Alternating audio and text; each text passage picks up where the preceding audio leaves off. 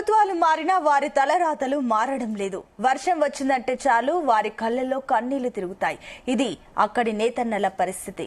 నేత వృత్తినే నమ్ముకొని జీవిస్తున్న వందల కుటుంబాలు వాన పడితే హడలిపోవాల్సిన స్థితి తలెత్తుతోంది. ఎన్నికల సమయంలో బోలెడు హామీలు గుప్పించిన నేతలు తాము కష్టాల్లో ఉంటే మాత్రం ముఖం చాటేస్తున్నారని నేతన్నలు వాపోతున్నారు.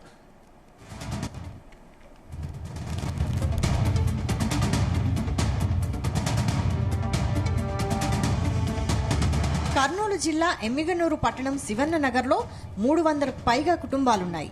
వీరంతా నేత వృత్తిపైనే ఆధారపడి జీవిస్తున్నారు. వీరికి ప్రత్యామ్నాయం ఏమీ లేదు. వ్యవసాయ భూములు కూడా లేవు. కేవలం రెక్కల కష్టంపైనే ఆధారపడి కుటుంబాలను పోషిస్తున్నారు. తమ సృజనాత్మకతకు పదును పెట్టి అందమైన చేనేత వస్త్రాలకు జీవం పోస్తున్నారు.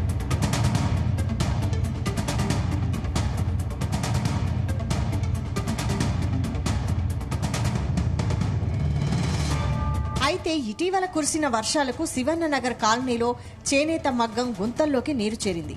దీంతో మగ్గం పనులకు తీవ్ర అంతరాయం కలుగుతోంది. చేనేత వస్త్రాల తయారీకి వర్షం పెద్ద అడ్డంకిగా మారుతోంది. దీంతో పనుల్లేక నేతన్నల కళ్లల్లో నీళ్లు తిరుగుతున్నాయి.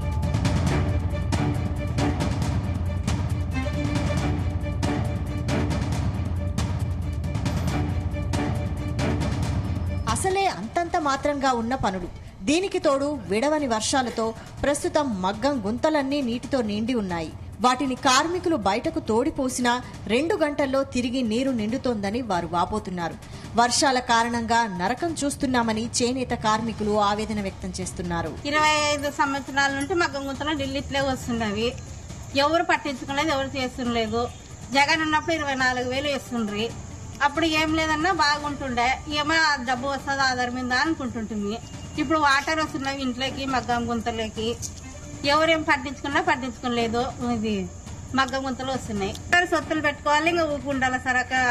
2 నెలల వరకు ఇంకా ఉన్నది మళ్ళీ పెట్టరావాలా, అది తీసుకోవాలా, బతకాలి. ఇంకా నిలబడిపోతుంది ఇంకా మగ్గాల సమస్య. ఇంకా యాదో జగన్ ఇది 24,000 వేస్తుంటే సరిపోతుండే.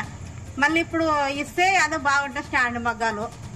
మీరు అదో ఆదుకుంటామని చెప్తున్నాము. ప్రభుత్వం అంతా ఎవరు వచ్చినా ఇదే మాటే కానీ పట్టించుకోరు. ఊరింగా పట్టించుకోరు సార్. ఇట్లా స్టాండ్ మగ్గలు ఇస్తే బాగుంటుంది సార్. స్టాండ్ మగ్గలు ఇస్తే సరిపోతుంది సార్. ఇంకా అందరికి ఇట్లా ఇంకా కుటుంబం అంతా రోడ్డు పైన పడుతుంది. ఏమంటే మేము శివనగర్ మొత్తం అంతే సార్. ఇంకా వాటర్ వస్తే ఇంకా అందరు చేసుకునేలా తినాలి అంతే. ఇంకా సొత్తులన్నీ ఇంకా పోతాయి. ఇంకా బాగా టబ్బు పోతాయి. ఇంకా అన్ని అలా ఎన్నుకుంటామని తెలుసా, ఒక 100 కుటాలు ఉంటాయి సార్.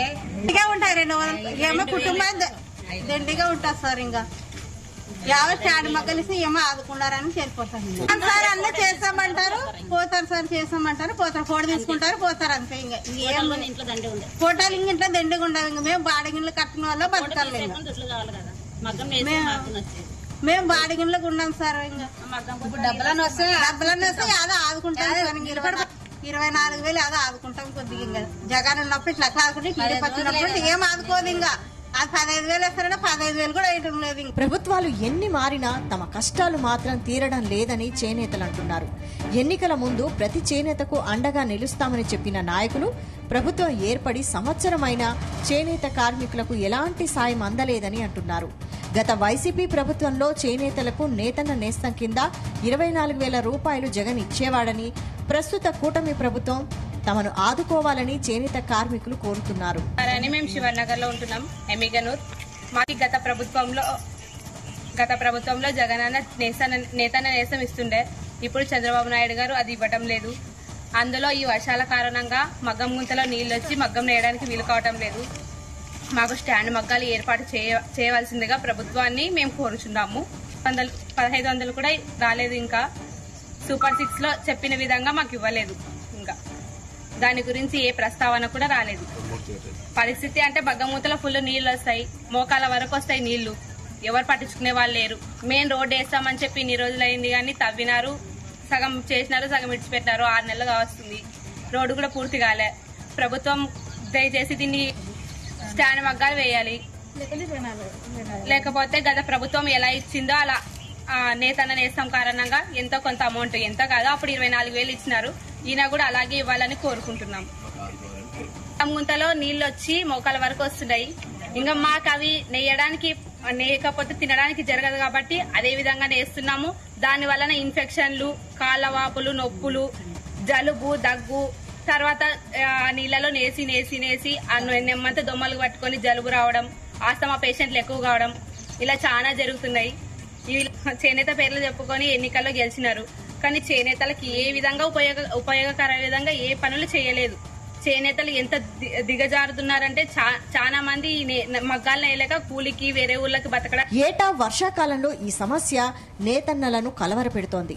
వర్షాల కారణంగా నీట మునిగి నష్టపోయిన రైతులకు పరిహారం అందించినట్లుగానే చేనేత కుటుంబాల వారికి కూడా పరిహారం పంపిణీ చేయాలని బాధితులు డిమాండ్ చేస్తున్నారు.